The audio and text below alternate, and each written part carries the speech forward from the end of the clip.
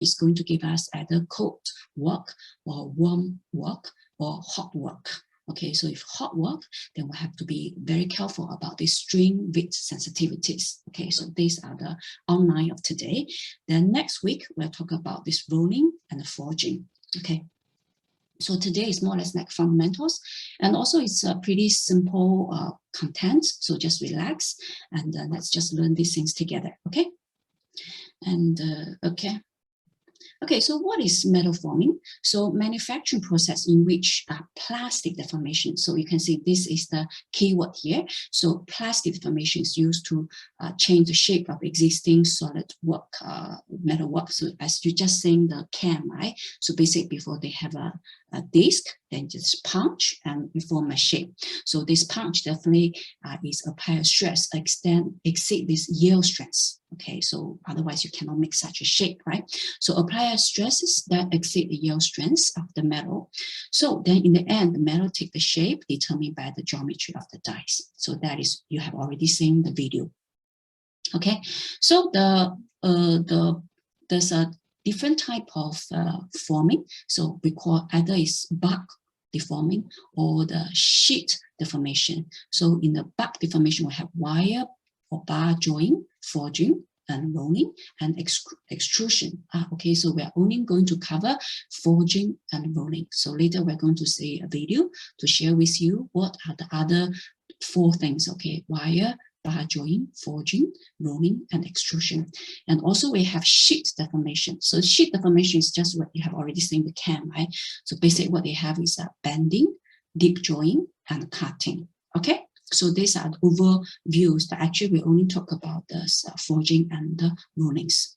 And these are the some illustrations. Later we're going to see a video again, but these are the illustrations. So you can see rolling.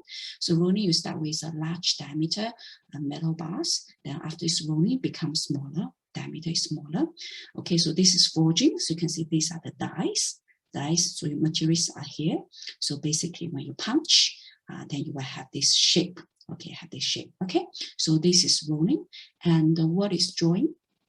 So joint, again, you can see is you have a metal bars, then go through this die, just pass through this die, and then you will get the smaller diameter ones. And this is wire or bar joint. So the last one, extrusion. Extrusion, basically you have a die here, then you just punch the metal through, and then you will see this one, we call it extrusion.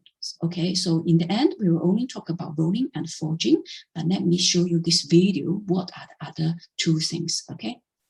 And I haven't shared this one anyway, doesn't have sound. So let's see one by one, okay? This is forging, okay?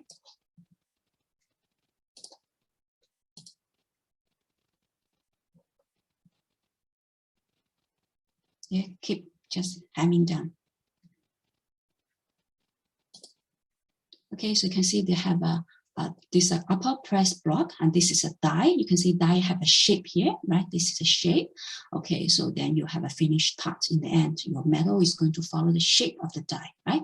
So that's what we call forging. So forging is a mechanical reshaping of the metal by hammering or pressing. Okay, so this is the first one.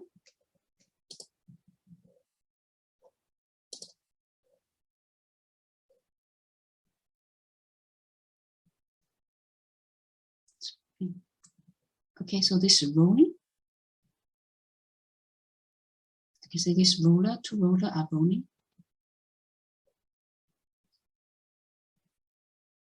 Okay, so that's what we'll put here. Rolling is a thinning of a metal sheet by pressing between 2 rollers. So these 2 rollers are just rotating, each applying a compressive force. Okay, so this is one form of cold work. So later we're going to explain what is cold work. Okay, so continue.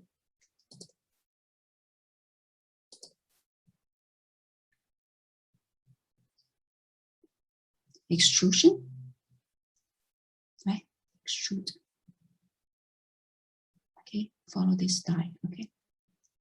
So what they do is a process in which material is pushed through a die. So die is here, resulting the materials with this same size of the die. Okay.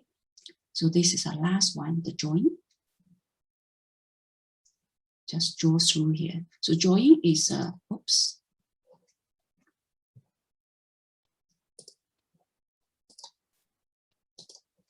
Okay.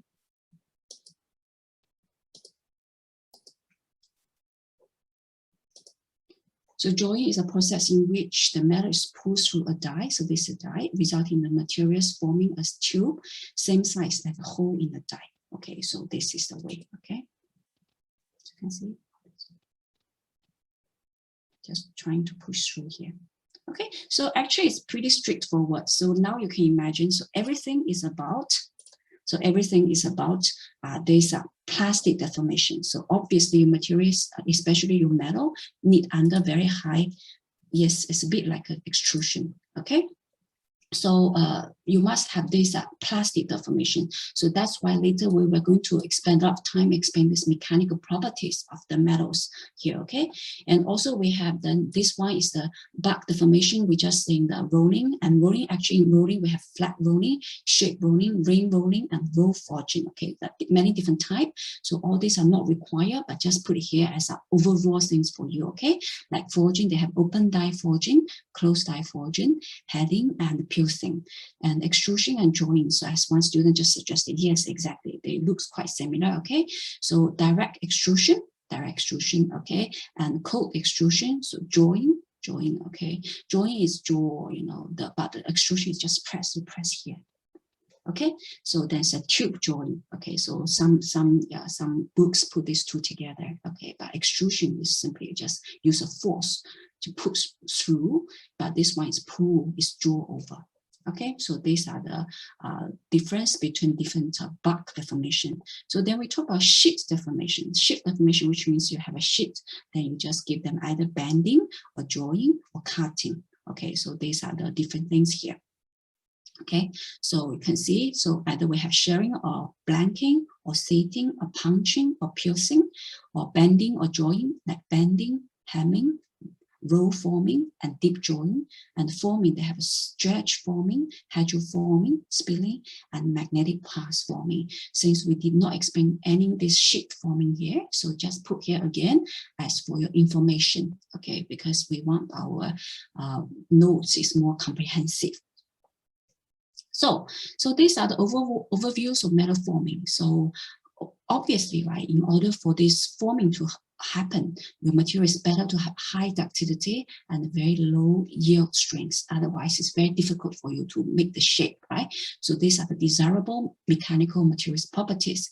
And also, then we also know that mechanical properties are going to affect it by temperatures. So how?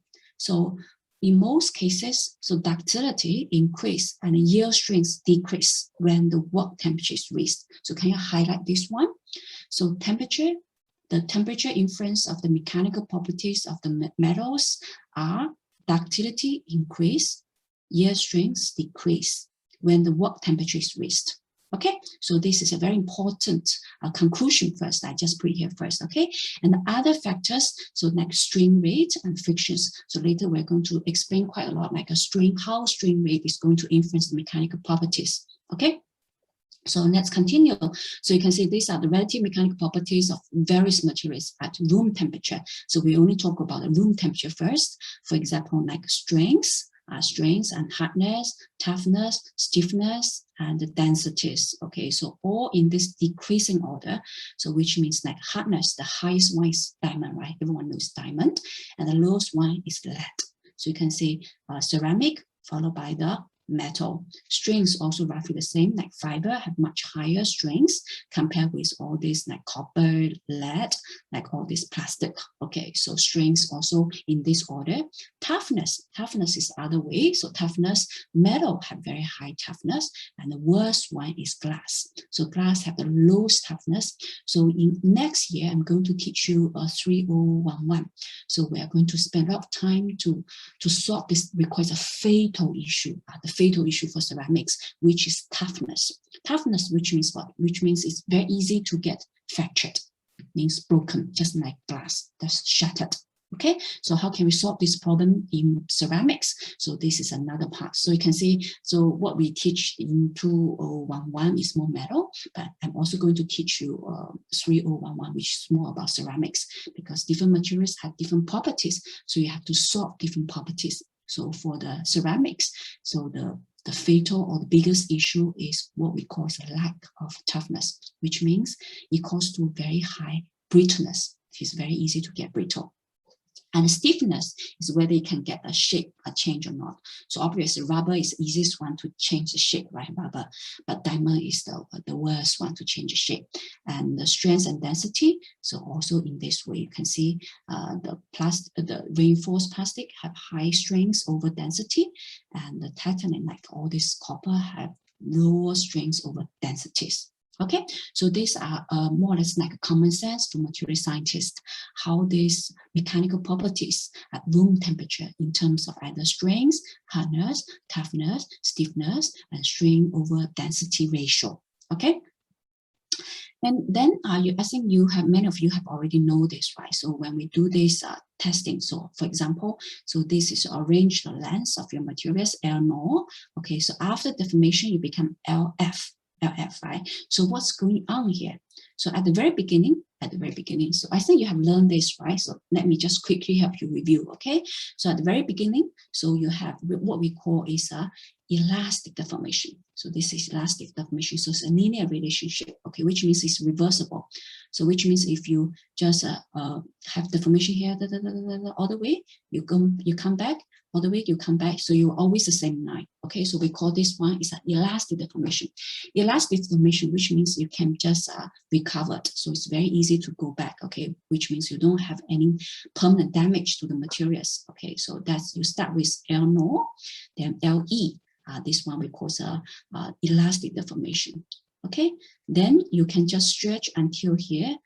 Okay, until this point, UTS. This UTS. So this one is highest one. You can see this is the highest strength here, highest strength, tensile strength here. Okay, so ultimate tensile stress here. Then you continue to just go continue until this point. Until this point, we call it fractured, which means this bar has been broken into two. So this is the worst case already, right? So you can see we have different stages. So at the very beginning, elastic until the plastic. So after elastic, so everything is plastic from this curve. Everything is plastic. So we until we have LU, then this necking. So you can see the start, because they start to have broken, means it's going to break down. So you have a neck here. So neck here. Okay, so then the last one, once you break, we call it a total elongation. Okay, so this one we call also fracture point already. So LF is a fracture point already. Okay, so there's some like parameters. So we set a stress simply just pressure over A naught, which means at the very beginning, the cross section, A naught. Okay, strain, which is L minus L naught over L naught. Okay, L naught, and every time we put a naught there, which means before deformation. Okay, so then for soft and ductile materials, it's not easy to find out what is this yield, when will this yield to occur. So normally there's a very common way here. So we just offset a little bit, like 0.2 here, 0.2%. Okay, so which means you just make this one a little bit right hand side to 0.2%, then draw a parallel line, this dotted line, until we reach this point. So we call this one is a yield strength. So yield strength, which means what? Which means if your stress, which is larger than this yield stress, then we consider it as a plastic deformation. Okay, so after this, I think you learned this, right? But I just help you quickly review what you learned. Okay, so that's what we said here. So before this one, we call everything elastic. After this one, we call it a plastic. Okay, so plastic, which means it's non-reversible. Elastic it is reversible. Okay, so and also we just said, right, this UTS, which is ultimate tensile strength. Okay, and also if I have the necking here, then followed by the maximum point, which is fracture here already. So that's the broken of the materials already. Okay, so then this stress and strain, this is by deformation. Stress, which is pressure over A naught, strain, which is L minus L naught over L naught. L naught, which is just anything with naught, which means before deformation. Okay, so these are some like definitions. Then we continue. Okay, so the linear relationship in the elastic range we call a Hooke's law. So which means this region, This one is straight line, right? The straight line, this one we call a linear relationship, okay? So then the E is equals to stress over strain. We call is a modulus of elasticity. This one is also we call a stiffness. So obviously if it's higher, which means if the E is higher, which means stiffness is higher, which means it's more difficult to get deformed, okay? So this one is a Hooke's law, it's a linear relationship. And also there's some definitions like ductility. What is ductility? So ductility is the extent of past deformation that materials undergo prior to the fracture. So which means until you fractured here, so how much you can extend until you fractured. Okay, so that's we call it a ductility. So we have a way to define it, such as elongation, which is LF, which is a fractured length before fracture, okay? Exactly fractured the length minus L0 over L0, that's elongation. And obviously once it becomes stretched, right? So the cross section is also going to reduce. So AF minus A0 over A0. So these are the two ways to define this ductility. So remember here, so far what we have defined here, please remember, can you highlight your notes? We call it a engineering. Can you highlight this word? Engineering. Okay, let me highlight for you. It's engineering. Okay, because you can see every time what we divide is just L0 and A0, and also here just A0, L0. Okay, but in the real situation, okay, so that's the real one.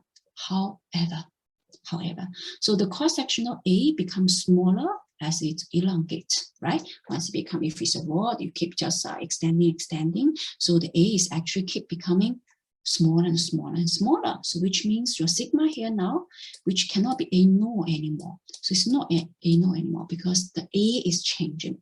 Okay, and that's why we have to change. And also the L now you cannot. So that's why we have to define a new one, which is true stress. True stress, which means the pressure divided by the A. This A is just instantaneous, which means that exactly at that time, when you stretch until this point, what is exactly this A, which is this area.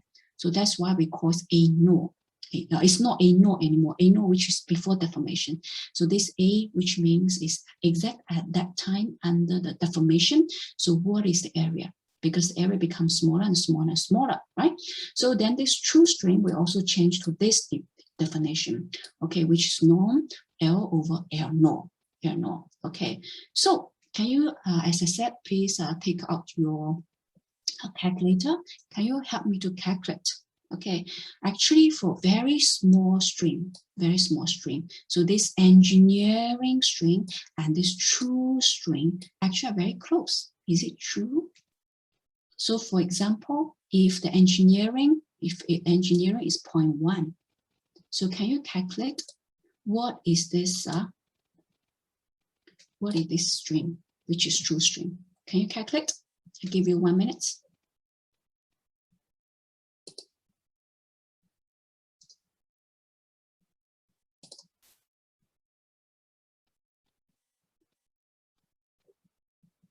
Joseph, everyone, Lisa, Matthew, everyone, Rachel, Shein.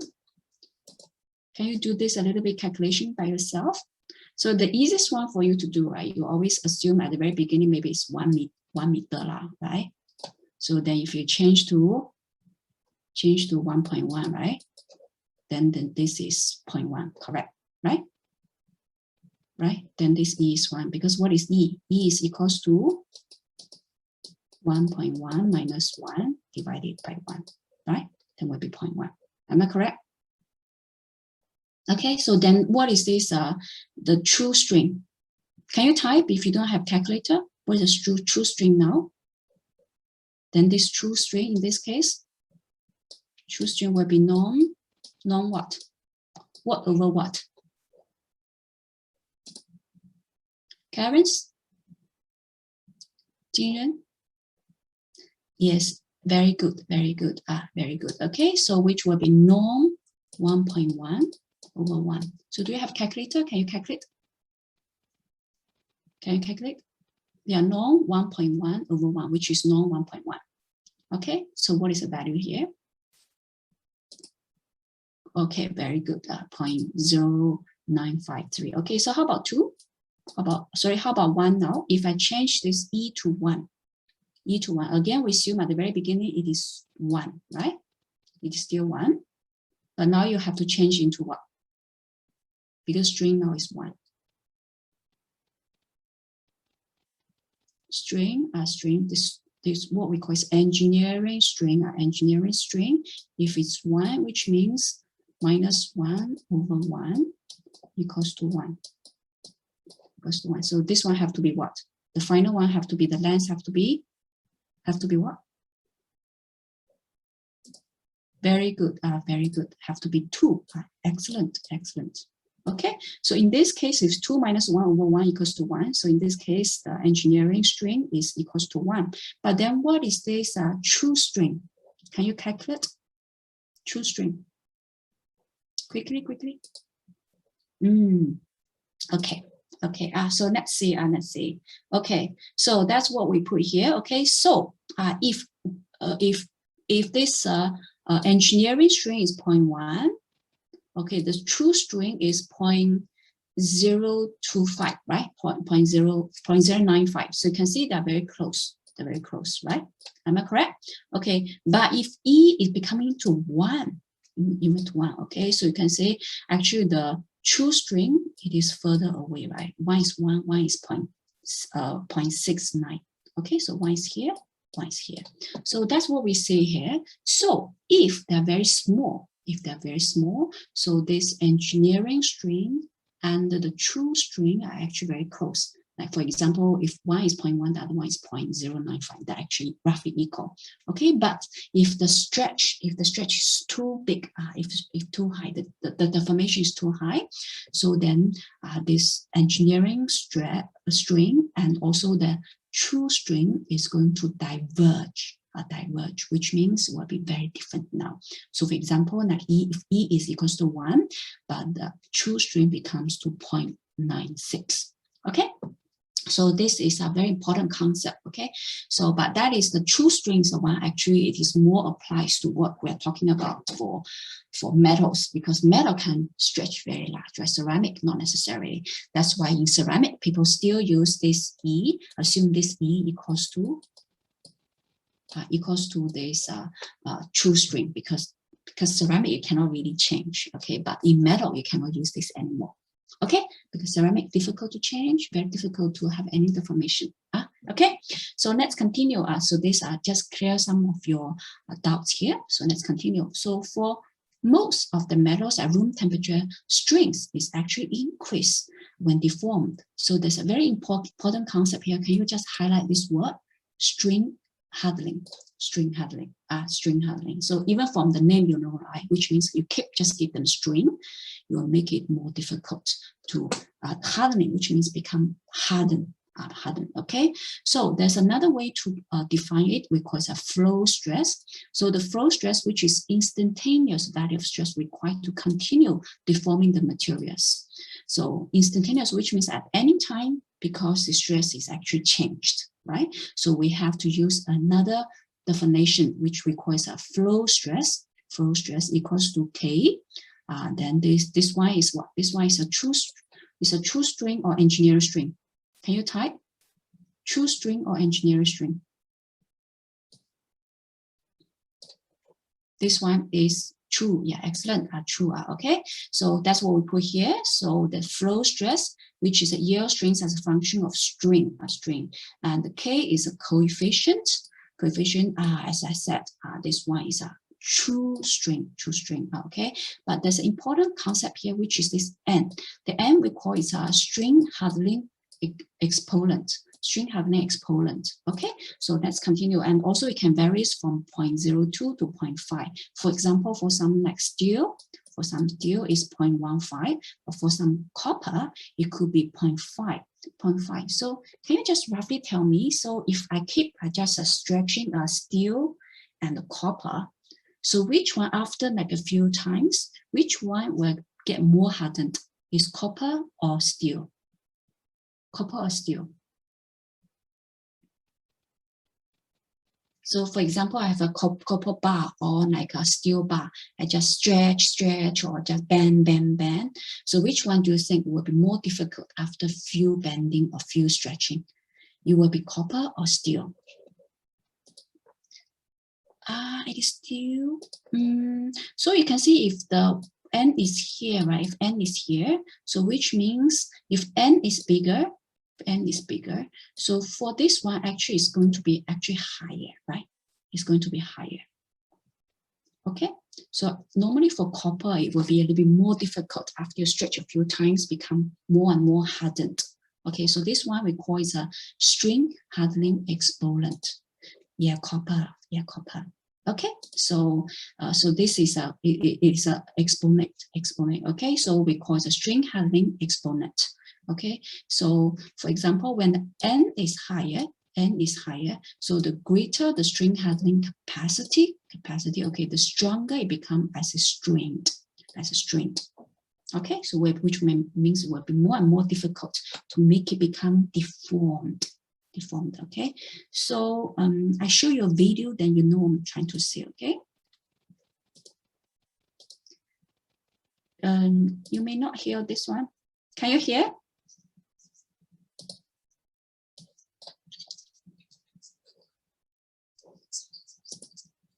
Prof, why don't you just share your audio?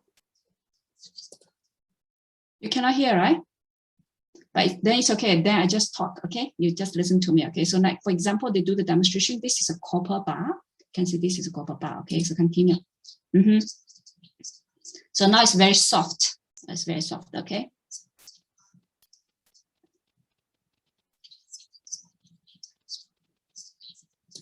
Can you see a little? Just a lady can just bend this copper very easily, right? But now you can see.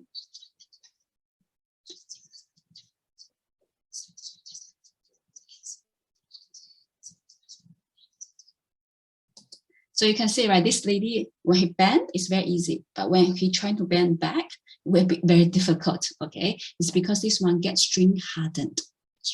Okay? So now she invites a gentleman.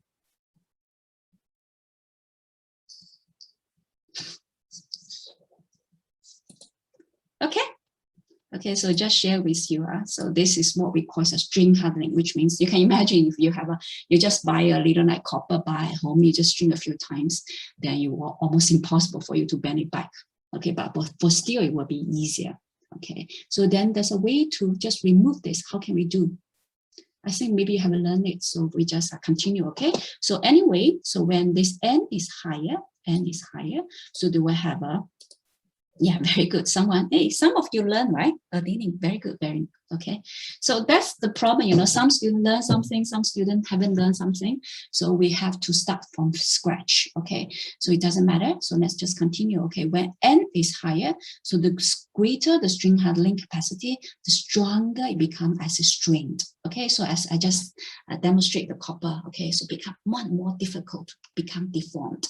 Okay, and also we have this y-axis, which is a true stress, and this one is a true string.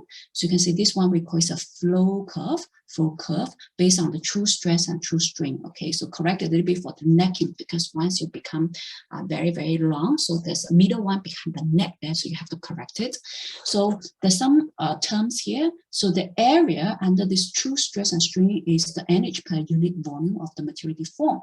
So which means under this curve, so for example, if we use this curve, so all this area is supposed to be what we call a toughness. The area up to the fracture is known as toughness, which means you have to overcome this area amount of energy to become fractured. Okay, so obviously this area is bigger, which means will be more difficult or less difficult to become fractured. Can you type? If this area under this curve is bigger, so do you think it is more difficult or less difficult to become fractured? Can you type? Exactly, more difficult, exactly, okay? So if, for example, if I have something like this, obviously it will be more difficult to fracture, right? Okay, so that's so in this curve, we have a fracture, the toughness, which is related because it's area, so which means it's related with this height and width. So two things, both the height, because it's area, right? So you have to relate with both the y-axis and x-axis, the x-axis, so it's related with height and width, and the strength actually is only the height only. For example, if we want to know the yield strength, so you just do a linear line here, then you know that the yield strength or this ultimate tensile strength. Okay, so strength relate with height, ductility, which is this one, relate with width. Okay, so this is a very standard stress and strain curve. Okay, so this one requires a work hardening. So for example, can you calculate now? So the strength coefficient, which is 800 megapascal, strain hardening exponent, which is 0.4. The true strain is 0.25. So what is the flow stress? So can you use this equation to calculate quickly? What is the flow stress? So for example, like there's a lot of N and K here. So just now we said copper very high, right? Copper is roughly here. This is copper. Okay, and the steel is relatively lower, but some steel also very high. For example, like this one. Some are very low. Okay, the lowest one is titanium, which means titanium is very easy to keep just deform. Okay, aluminum also some are very bad, like 0.05. Okay, some are high. Doesn't matter. Okay, so can you calculate? Wow, so fast. So fast. Okay, let me see. So use this equation, right? Because as I said, today's part is very simple. So let's just trying to clear everything in the class. Okay, so you don't really need review, keep reviewing one more. Okay, so there's a flow stress equals to K, and this one is again, I remember it's a true string. Okay, don't use engineering one. Okay, then put all the value in. So 800. So then there's a true string, and this is a string hardening exponent. Okay, so let me check your answer. Excellent, excellent. Okay, so it's a megapascal. Hey guys, every time type the unit.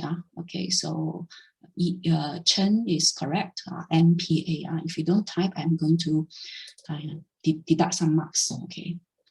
Okay, so this is the one of the examples. You can see very straightforward, right? So this one requires a flow stress, instantaneous stress to overcome to make the deformation continue. Okay. So then what is strain hardening? Okay, so what I wrote in this notes, so it actually talking about dislocations. So have you learned dislocation before? Can you type yes or no? Because I know some year one student, they learn in materials, the material science, but some students somewhat. Okay, yes, okay, good. So at least you learn a little bit, doesn't matter. Okay, so dislocation. So what is strain hardening? So it's everything about dislocation. So we just read through first. Okay, later we are going to use an illustration to help you. Okay, so dislocation can be entangled and interference with each other. Okay, read first. Okay, impeded by barriers such as the grain boundaries, impurities, and inclusions in the materials. Okay, so these are the dislocations. So dislocations will have interactions with itself and also with the barriers. For example, like grain boundaries, impurities, and inclusions. Okay, so normally, if you need higher shear stress to overcome entanglement and impediment, result in the increase of stress, strength, and hardness. So this one we'll call is a strain hardening. So what does this one mean? Which means this strengthening is coming from what? From the dislocation. And if the dislocation need to move, need to generate, once you have more and more, so they are going to interact with each other. They will entangle with each other, interfere with each other, so which make this dislocation more and more difficult to move. So in this case, in the end, what we have seen in the metal bar, like this lady bend, it's easy when she bend like this, but it will be very difficult for them to bend back because there's a lot of dislocation inside this copper bar already. So then this dislocation is going to interference with each other. Okay, so we call it a strain hardening, or some people call it a work hardening. Okay, so this one we call it a strengthening of the metal by plastic deformation. So can you have your pen or pencil now. So what is string handling? I want you to just draw this one. So this one is, for example, is atom, atom, atom, atom, atom, atom, atom. So this one is a perfect crystal, right? Perfect crystal, correct? Okay, so now I'm showing you something here. What is this? Since you said you have already learned, okay, I'm testing you now. Foam. What is this dislocation? What is this dislocation? Oh, quite a few know. Jingren, Song Yang, and Clarence know. Yeah, this is a very standard edge dislocation. So which means you give them this shear stress, right? So then you're going to have this extra half plane. We call it extra half plane. This extra half plane. Okay, good. Okay, this extra half plane, and this extra half plane is actually can move because you have this stress here. Move. For example, I move to this one now. Okay, move to the next one. Okay, so you can see I move from this row to this row. So obviously the movement of the dislocation, you need overcome energy, right? So no matter what, now your atom have to move. You have to overcome certain energy to become moved, right? For example, okay, so now for example, so if I have another, because I have a lot of string there, I have extra here. So for example, this is the original one, but now I have a lot more edge dislocation now. So this edge dislocation is coming from the extra string here. So now I'm asking you, so compare with this case. So this is A case, this is B case. Okay, so which one will be more difficult to move? Is B is easier to move or A is easier to move? Excellent. Yeah, B actually will be much more difficult to move, right? More difficult to move, which means it's easier to get deformed or more difficult to get deformed. Difficult or easy? Yeah, very good, very difficult too. Okay, so that is the very simple, it's a very simple way for you to understand. Of course, the real case will be much more complicated, but at this stage, so let's just understand it in this way. Okay, so I just purposely leave this one not join there, so I want you to draw by yourself. Okay, so if you don't have enough time to draw, can you just screen print this one? Or anyway, we're going to share the recording. Okay, so this is a string handling. So which means if I want more string dislocation to come, so the dislocation is going to interference with each other, which means become barrier for each other, making more difficult to move. Okay, so that's the concept. So if we go back here, so that's what we said here. So we'll be either entangled, or that is more for screw dislocation, okay, the interference with each other, or if you put more barriers there, so this will need higher shear stress to overcome this entanglement and impediment. This one is going to make you have increased stress and hardening.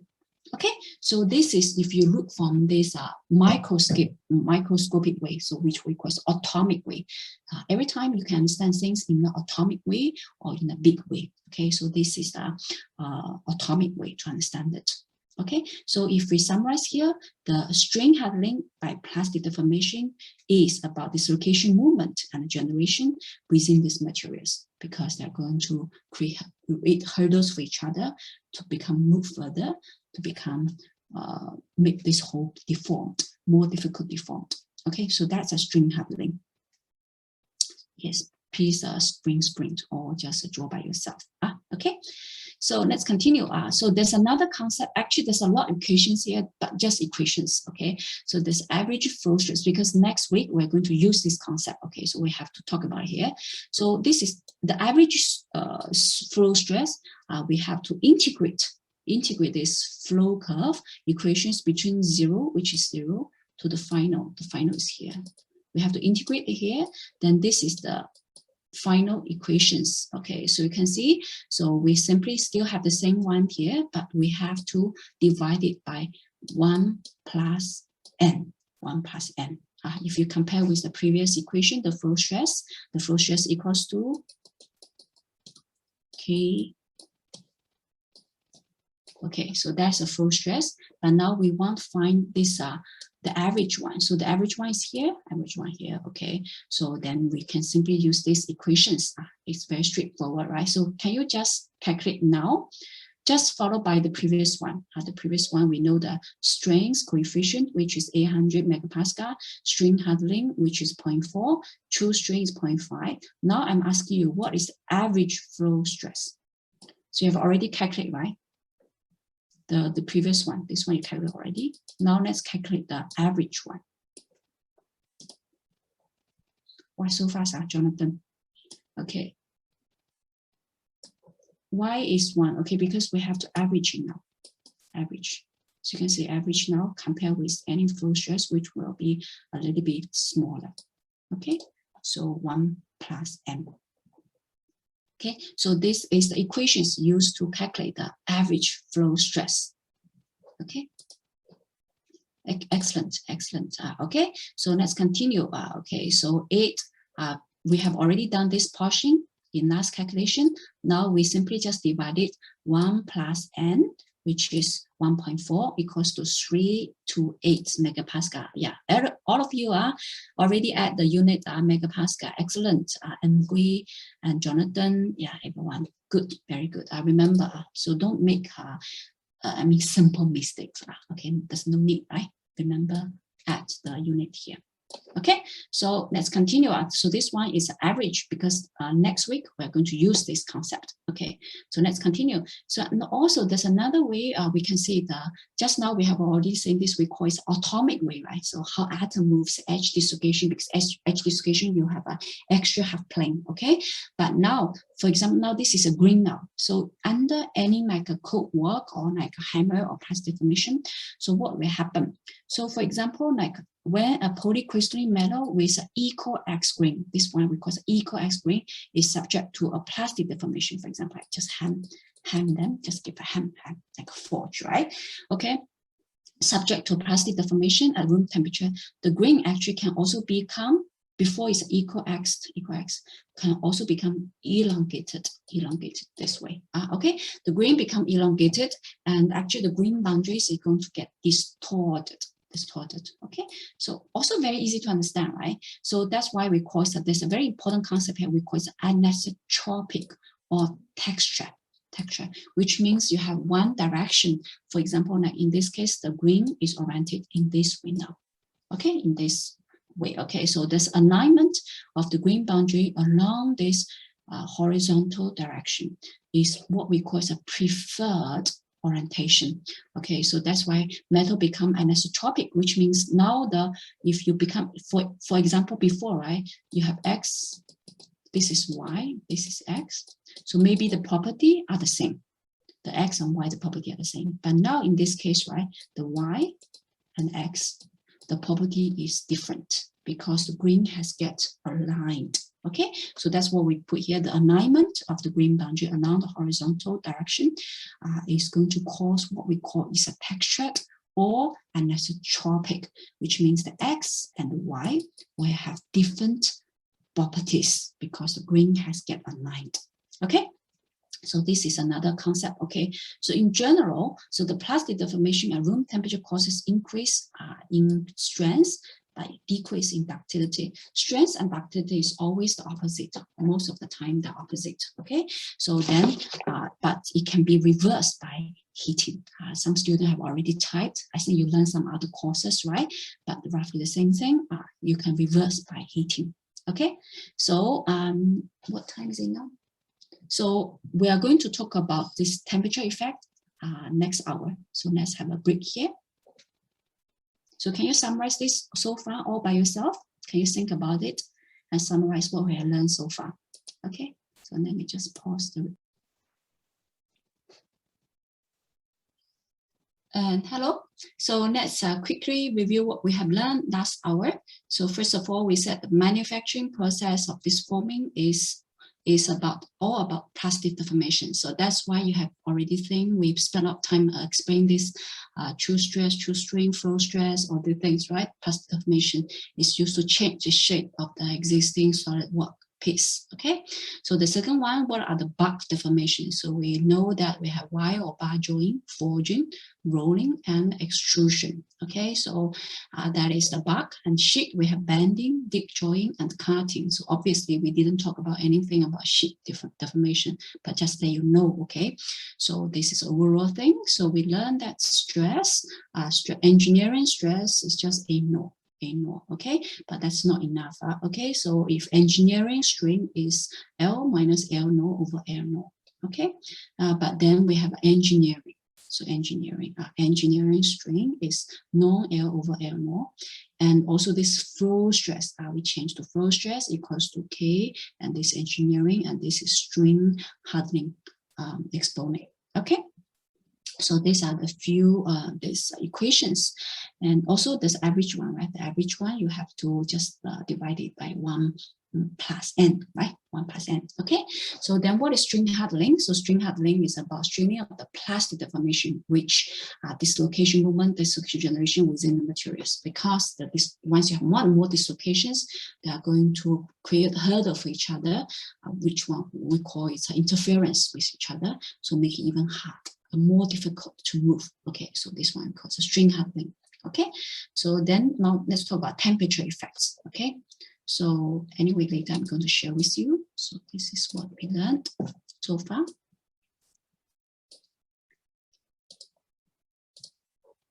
Okay, so now we are safe to move to this temperature effect.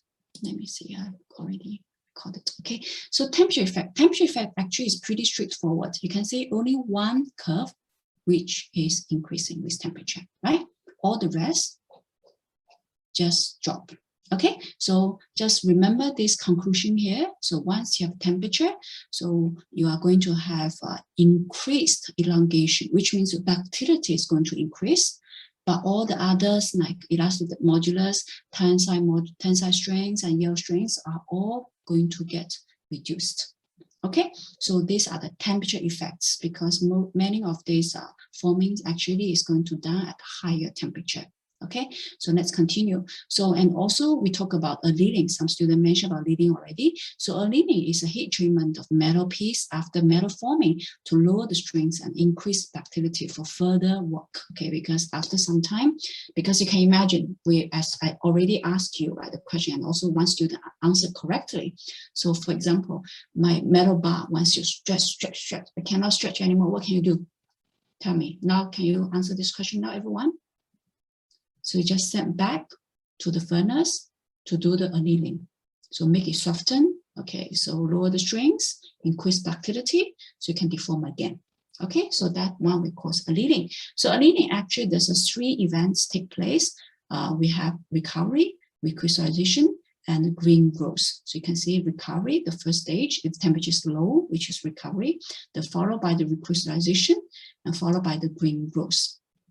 Okay, so you can see, this one the same, right? Ductility increase, if your temperature increase, all the rest like strength and hardness is going to decrease, right? So this is a temperature one. And also, if you keep increasing the temperature, so the green is also going to increase. Okay, so green growth. Okay, so let's continue. Okay. So if it's recovery, so which means the temperature is less than 0.3 of this melting temperature. Okay, melting, which means the temperature is pretty low at this stage. So what they have seen here, you can see this is recovery. So they start to restore the ductility, but without change much of the grain structures because temperature is still very low. So the grain structure is roughly still the same. Still the same, okay? And the ductility is this 9, right? Ductility start to increase. The strength doesn't really change much, okay? Strain doesn't really change much, okay? But in this case, okay, dislocation rearrange itself into a network to relieve residual stress. So residual stress, you can see start to reduce. So what is residual stress? Actually, many students always ask me this question, what is residual stress? So residual stress, right? For example, if we go back to this one, I'm sharing, okay, just now you've already drawn this one, right? Yeah, very good. So I'm going to share with you this one. Okay, this is, for example, this is part of the residual stress. For example, in this case, right, do you think there's any stress inside? because now everything, the atom is perfectly moved here, arranged here. So which means there's a distance between atom and atom. So this is a constant. So it's a lowest NH. Some people call it lowest NH. And this one is a stress-free. We say it's a stress-free. Okay, stress-free. So there's no stress at all in this case. Okay. But now, if I have an extra plane inserted in between, so which means what happened here now? Tell me.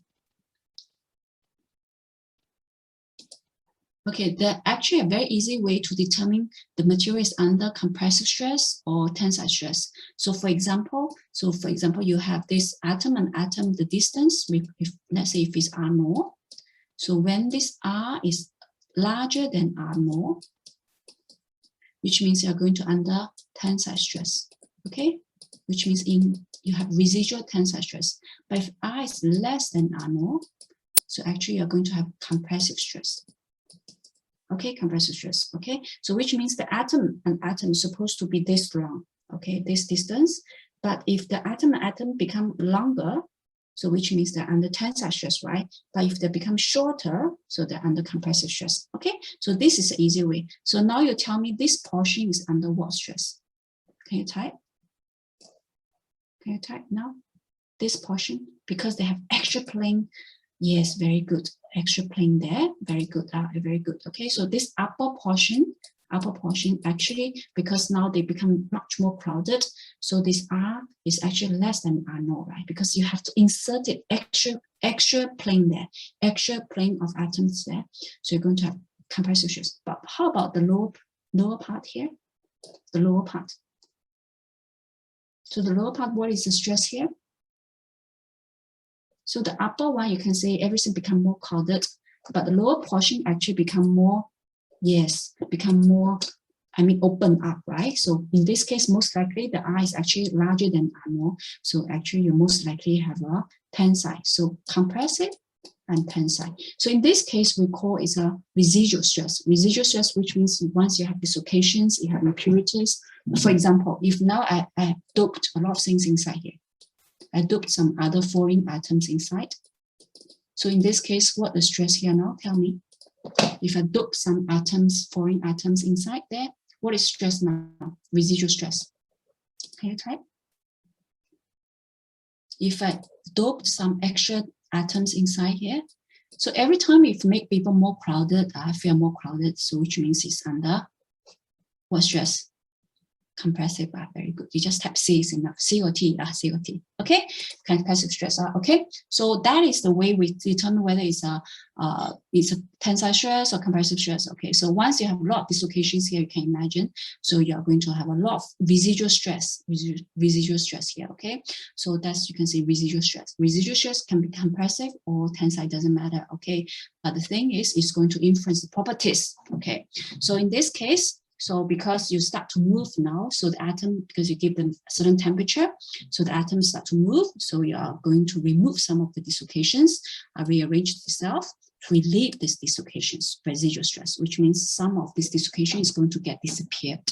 Okay, rearrange itself, so relieve the residual stress. That's why you can see residual stress is reduced. Okay, so and also the diffusion, because you give them temperature now, so atom can move at a higher temperature, right? Can move faster in a higher temperature. So diffusion, the movement and exchange of atoms across the grain boundaries, is going to eliminate, means get rid of some of the crystal defects. Okay, start to do it because the temperature is still very low. It's only 0.3 times this melting temperature. Okay, so you can see in this region, we call it a recovery region. Our temperature is not that high. So grain structure does not really change much. Okay, dislocation get relieved. So the residual stress reduced a little bit. Strength doesn't really change much. And ductility increase a little bit. Okay, and so that is the recovery. Okay, so let's move on. So if I increase the temperature a little bit higher, at the very beginning recovery, right? So now we move to the recrystallization temperature. Okay, the temperature you can see increase from 0.3 to 0.5. 0.3.5, okay? So now you start to have a lot of, because temperature is high enough, so you have a fresh and defects-free crystals at the green boundaries of the deformed crystal to replace the older grains, okay? So you can see you have a fresh and defects-free crystals, okay? Then these new crystals normally, because since they are new one, so they haven't been strained, so in most cases, it is not strain hardened, so you can see the residual stress continue to decrease, okay? And also you start to relieve all these dislocations, and the dislocations defects, right? Defects are since you have a new nucleus of fresh crystals, and these are defects free. So that's why the recrystallized metal is become more ductile and have lower strengths. Why is so? Because you relieve the strain hardening. Strain hardening coming from where? Strain hardening coming from where? Can you type? Jatin, Clarence, Sun. Yes, dislocation. Excellent. Sun, thank you. Dislocations, right? Because you start relieve all these dislocations. Okay, so you replace the old deformed crystals, become the fresh new crystals, so have not strain hardened. So in this case, the crystal metal is more ductile. That's why you can see the ductility is increased. Yeah, then oppositely, so the strings and hardness get reduced. Okay, and residuals just continue to get reduced. Okay, so in this case, in this region, we call it a recrystallization. You start to fresh the new guys, new crystals coming, new perfect things coming. Okay, remove the old defect and strained crystals. Okay, so the last one, so the green rose. Now the temperature is even higher, so more than half of the melting temperature. So you are going to form a new crystals and results, and also the crystal become bigger and bigger and bigger. You have a green rose. So you can see, right, at the end of the recrystallization, the green rose start to increase. By the recrystallization, the green rose become even bigger and bigger. So you can see it become bigger and bigger. So in this case, you're going to continue to decrease strength and hardness, but the ductility continue to increase. Okay, you form, so this is a final stage now. So you can see you form a large, big green rose. Okay, so you start with this one, then you follow by the recovery, then you follow by the recrystallization. So as I said, these are the new crystals, new fresh baby, perfect baby, right? Okay, these are new one, then follow, then become bigger and bigger. Okay, so of course in this case, because the green become bigger and there's not much dislocation inside, so that's why you have a lower strength, and the ductility increase. Okay, so these are the whole process. If you anneal at a different temperature, we give you different things, either recovery or recrystallization, or the last one, green rose. Okay, so and also how they related with the temperature and the stress and strain and also the ductility is all covered in this diagram. So it's a very important diagram. Please remember it. Okay, so let's continue. Okay, so you can see, because the temperature have a huge impact on the structures and also on the properties. So that's why when we do this plastic deformation, we can either do it at a cold temperature or warm temperature or hot temperature, all depend on its if it's at the recrystallization, so which is this range, if at the green rose range, which will be this. So you can see different temperature range is going to give you different properties. Okay, so that's what we put here. Higher temperature, which means the formation operation can be accomplished with lower force and lower power. Right? Why is so? Tell me why. Why higher temperature means your deformation can be done at lower force and lower power. Why is so? Because of what? Because when the temperature, when the materials is heated up at higher temperature, what is going to get reduced? Tell me. Yes. Yeah, they have more. Yeah, exactly. Excellent. Higher temperature means you have a larger ductility, but reduce the strength. Reduce strength, which means it's going to easier to get deformed. Am I correct? Okay, so it's very straightforward. Okay, at lower force and low power. So there's a 3 type: cold work, warm annealing, and hot annealing. Okay, all depend on the temperature range you're working with. So if it's a cold working, so you can see the temperature is still very low. In most cases, actually simply just done at room temperature or just slightly above. Okay. So in this case, we're going to have a net sheet operation. So in this case, you don't really minimal or no machining required. So for example, at the very beginning, you saw that drink can, right? The Coca-Cola drink can. So everything done at a very low temperature, even room temperature, okay? Because you simply will get a net sheet operations. So you don't need further machining, okay? But in this case, the good thing is you have very good accuracies and the surface finish is very good, okay? And also the string handling, because string handling is increase the stress and the handling, right? Because we said before, if you give them a very repeated string handling, so you're going to increase the strings and the hardness. Of course, there's a limit there. You cannot just keep increasing, right? And also the green flow will cause desirable directional properties. So can you type what is this? We have explained one word before. Quickly look for the notes. There's 2 words for it. Let me see whether you find it. Yeah, very good. Anisotropic, very good. Or the other one. What are the other one? Soon. What are the other one? Isotropic, no, the texture, okay? Anisotropic and isotropic is opposite, right? Okay, so there's another word for it for called a texture, okay? Because now, if you just ham at certain direction, so the green is actually flow in certain directions. In this case, your X and Y will have different properties. So in this case, we said may have some desirable directional properties. Certain directions you need higher properties. And in this case, because it's low temperature, so you need higher force and higher power. So in some cases, you might need annealing to eliminate some of the defects. Okay, so these are the cold work because it is done at a pretty low temperature. Okay, and also you can see when you keep just, for example, you just give them stress and strain. Then you just relieve and note, then you up again. Okay, so you can see the yield strings is actually increasing, right? So this is exactly what we call a string handling, right? For example, like a yield strings at the very beginning is here, right? If I put 0.2%. So for example, here, so you can see it's roughly here. But in this case now, if you continue to 0.2, so it will be here. So you can see there's an increase of these yield strings. Can you see it? So yield strings, for example, roughly here, just roughly. At the very beginning, it's roughly here, right? But when you keep just do it, okay, so it will be here. Okay, so there's a keep increasing of the yield strings.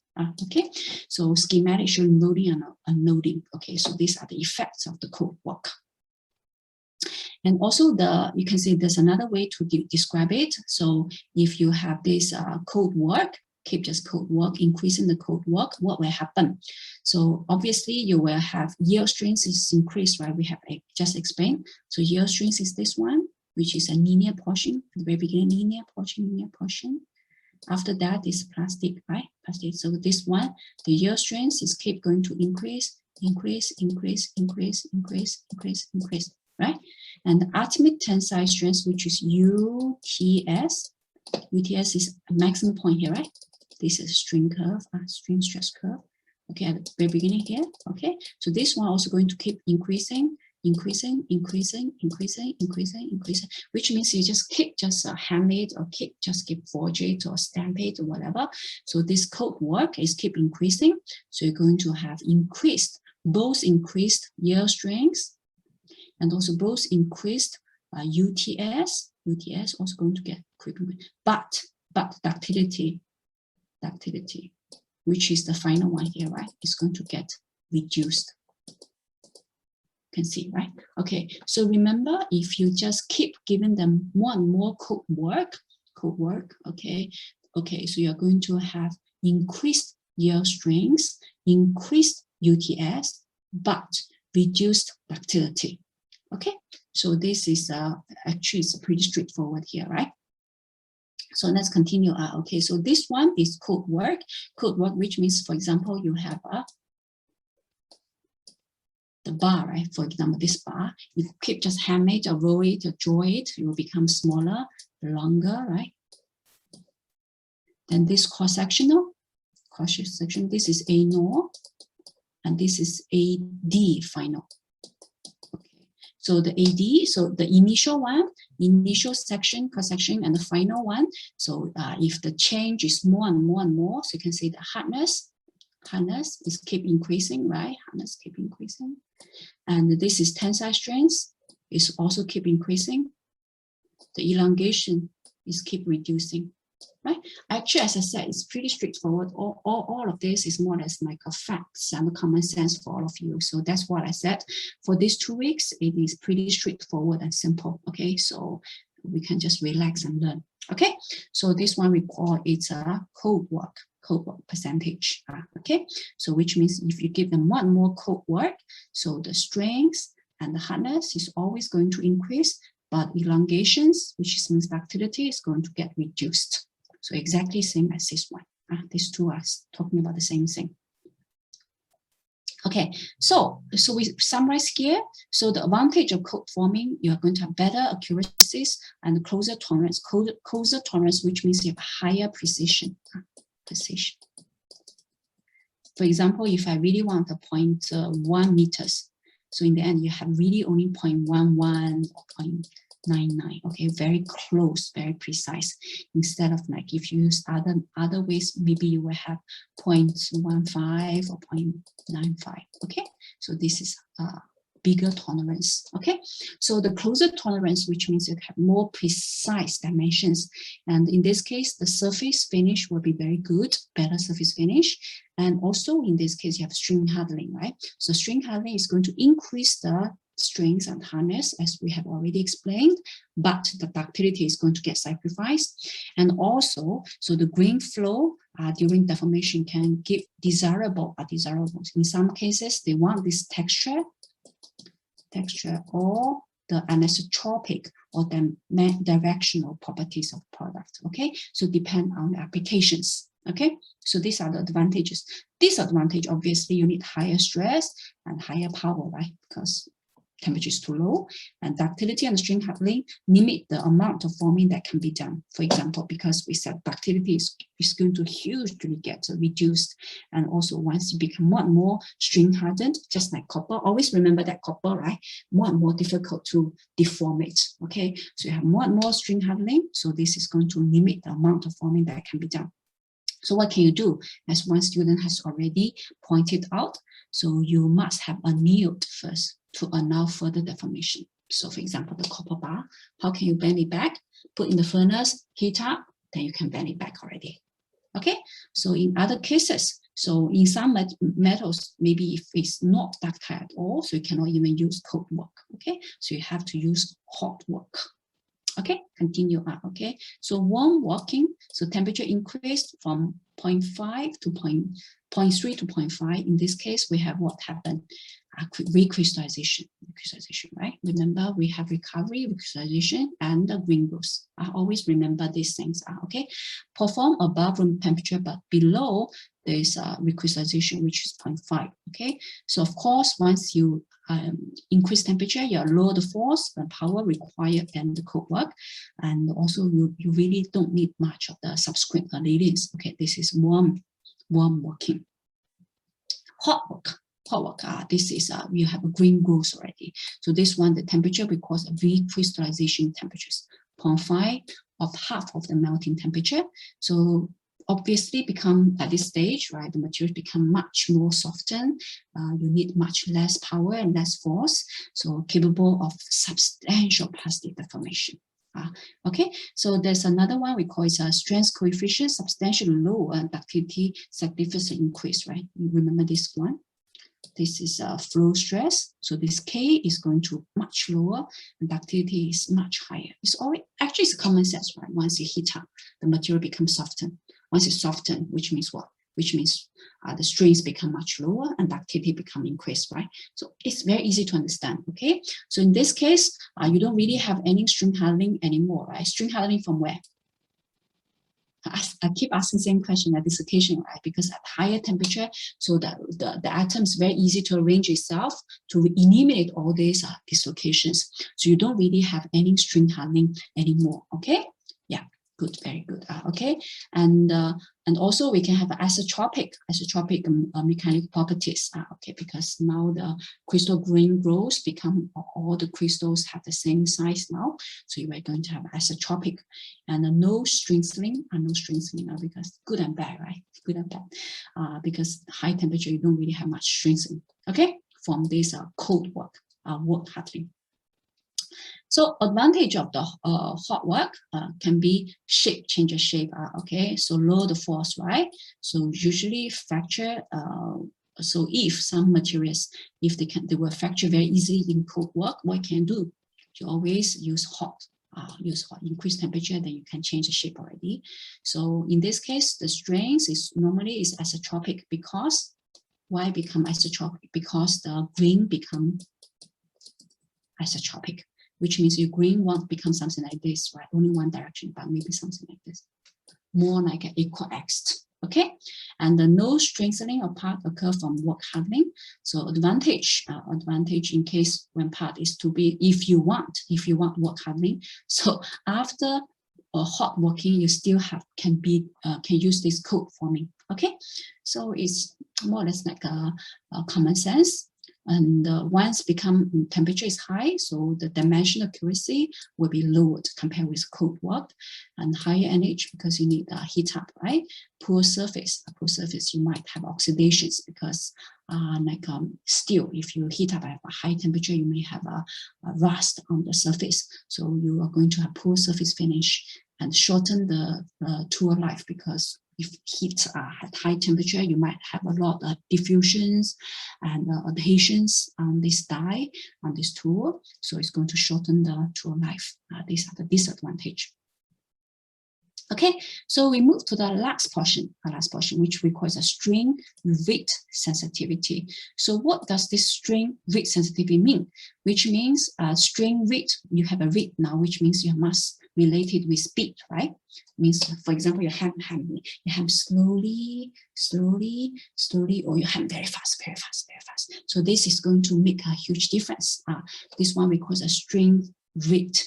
Strain rate in forming is directly with the speed of deformation. So you deform faster or slower is going to give you the difference. Okay, so what we do here, for example, the deformation rate is the ram velocity or the rate of deformation. So how fast the material is being deformed, how fast. For example, you start with this ram. Okay, if we ham it, okay, in 1 minute, something like this, or something like this. So which one will have higher deformation rate? So this is A, this is B. This is before deformation. Means something L no here. Which one? Yeah, B, right? It's because the deformation is the same time. The time is the same. Okay. A and B at the same time, but B is reduced much shorter, which means the change is much more. Okay, so this one, what we call is a ram velocity, or the rate of deformation is being deformed, which is MS. Okay, M over S. Okay, so you can see we put a dot here, which means it's a true strain rate. True strain rate. Okay, so and also you need divided by instantaneous height of the workpiece be deformed. Velocity is the change, the ram velocity or the rate of the deformation, how fast the material is get deformed, which is M over S. Okay, so in this case, we're going to give you an example in the tutorial. Okay, Okay. So in most practical operations, the valuation of strain rate is very complicated because the geometry will be different. So every part will be different. So we have different strain rate and the variations. So that's what we put here. So different region, you're going to have different strain rate. Right? Okay, so in some cases can be even up to like 100 per second, or for some metal forming operations. So this will be very differently. Okay, so the flow stress is a function of temperature. So I have already explained, right? So temperature, if it's higher, so everything has been changed. Okay, so this K is going to get changed, reduced. So at hot work temperature, the flow stress also depends on the strain rate. So we have this second equations. The strain rate increase, resistance to deformation is going to increase. So this effect is known as a strain rate sensitivity. So this is a strain rate. So you can see now the strain rate, you give them a power here, which is M power. Okay, the C is a constant, a strain constant. So M, which is a strain rate sensitivity exponent, typically M for the metal is only 0.05, but for the hot work can be 0.4, can be very high. Okay, so which means this M is more related with the high temperature deformation. Okay, so let's continue. I give you a few like all these value here. So for example, like cold work, the true strain is roughly something like this. Okay, if it's hot work, forging and rolling, so it's roughly like this, roughly the same. And the deformation rate also can be in this region. Okay, but this deformation rate will affect these strains differently at different temperatures. So that is what we are going to say in the slide. So this slide is super important. This slide is very important. So obviously, so please read through by yourself first, so you can see. So the typical effects of temperature and strain rate on the strains is number one. You can see this is strain rate, which is, put a dot here. There's a dot here, which is strain rate. If the strain rate is higher. So obviously, number one, okay, the whole strains, no matter what temperature, either it's 1000 or 30 room temperature, you can see. So it's all increase the strain rate is going to increase the strains. Okay, so this is number one, right? Increase strain rate, no matter the temperature, so all is going to increase. Okay, so this is a strain rate hardening. Okay, so the second one, the slope of this strain curve is called the strain rate sensitivity exponential. So as we already know that this flow stress equals to, I don't know why this one is covered, C M. So if I put a log on both sides, okay. So now you tell me what is this slope here? This slope, tell me. Because this one you can say is a log way, right? This is log, this is also log on both sides. Log. So what is this slope?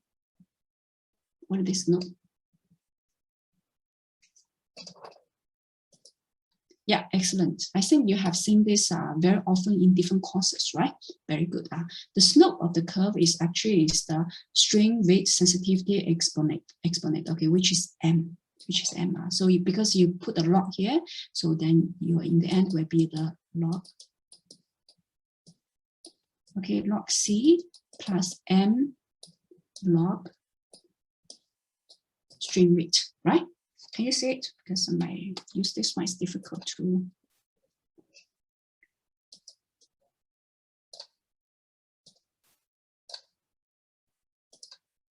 Okay, so if I put a log on both sides, okay, so then this side is going to equals to log C plus M can come out, right? M come out, which is log. Sorry, strain rate here. Okay, so you put the strain dot there. Okay, so obviously if this one is a log, this one is a log, YF. Okay, so this is Y, right? This is X. Okay, so you can see this M actually is just simply just this slope. Okay, so the slope of this curve is called the strain rate sensitivity exponent. So now you tell me, so this M is higher at lower temperature or higher at a higher temperature? So you answer the question, you type either higher temperature or lower temperature. Which one is more steeper? Excellent. M is higher at higher temperature, higher and higher. Very good, very good. Because the slope, we can say, is much steeper. Okay, so that's what we put here. So actually at the room temperature, right, this is room temperature. At room temperature, the effects of strain rate is almost negligible. So which means what? So now I'm asking you, in cold work, is this strain rate hardening significant or insignificant? Can you type? In the cold work, okay? So this strain rate sensitivity is significant or insignificant. Can you type? Yes, very good. Insignificant, excellent. That's what we say here. At room temperature, the effect of strain rate is almost negligible because you can say it's roughly it's a flat line there. But if you heat up like 1000, so this one will become very, very obvious. Okay.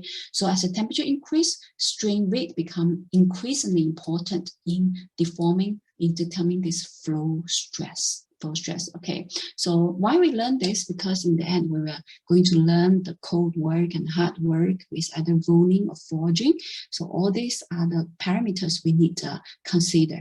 Okay, so remember this graph, it is super important, okay? So temperature increase, strain rate become increasingly important in determining the flow stress. Okay, so we come to the takeoff point.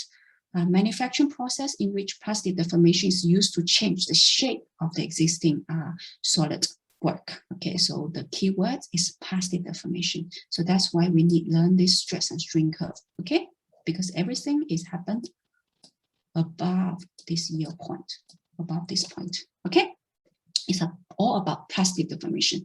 And also then we know the plastic deformation is influenced by what? By strain, right? Strain handling, by temperature, right? And also by what? The last one is what? Can you type? The strains is related with the strain handling, right? Number one. Number two, with temperature. The last one. Strain rate sensitivity, right? The rate. Good. Yeah, very good. Thank you, Jatin. Very good. Okay, so let's continue. Our bark deformation have this. Okay, sheet deformation have this, and the stress. Remember this one. This is engineering stress, engineering strain. Because this is more. So it means for ceramic it is very good because ceramic the change is not that much. You know, it doesn't really change much. But in metal, you cannot use this tool anymore because A naught is keep changing. Okay, so then you have to change to L over L naught. Put a non here, and then you have this flow stress.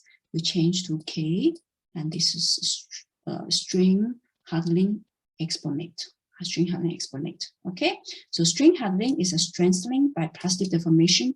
What is plastic deformation? It's all about dislocation movement and dislocation generations within the materials. Okay, so if you have more and more dislocation coming, so this dislocation is going to interfere with each other, and is going to create hurdles for each other to further deform.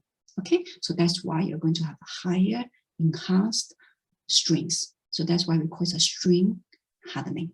Okay, so that is the strain hardening. And we also talk about annealing. So annealing, which means your heat treatment of metal piece after cold work. So this annealing is going to give you lower strains, increased ductility. And what is the morphology change? Can you type morphology change? What is the morphology change? Annealing. So grain will become gross, grain will become bigger. Okay, so you lower the strains, you increase ductility for further work. Okay, and depending on the temperature, you can either go through the recovery or recrystallization or grain growth. The last stage is grain growth. So then we talk about the cold work and hot work, right? Cold work and hot work. So the cold work is good for the good surface and also good for the good accuracy, good dimension, but the problem is if you get fractured, so obviously you cannot use cold work, right? And also the force you need will be much higher. But for the hot work is easier to deform, so that's good, but you need heat up, number one, and also the surface may be bad because you might have oxidations, you have all this surface roughness on top, okay? And also the dimension is not easy to control because you need a heat up and come back, cold back, so there's a shrinkage there, so it will be much more difficult to control, okay? So this is hot work and cold work.